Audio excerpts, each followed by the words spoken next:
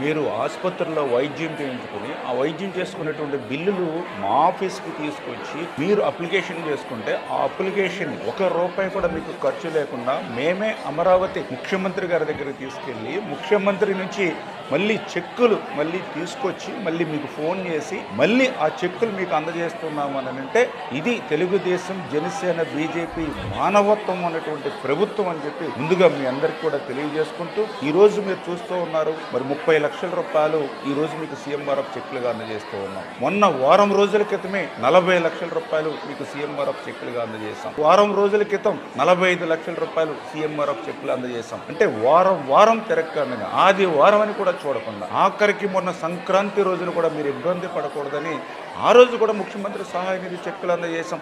ఆఖరికి మా అమ్మాయి పెళ్లి సమయంలో కూడా మీ అందరికీ కూడా సీఎంఆర్ఎఫ్ చెక్కులు అందజేసాము అని అంటే, పేదల ఆరోగ్యం పట్ల, పేదల సంక్షేమం పట్ల ఈ ప్రభుత్వానికి ఉన్నటువంటి మానవత్వానికి ఒక నిదర్శనం అని చెప్పి మీ ద్వారా అందరికీ తెలియజేస్తూ ఉన్నాను.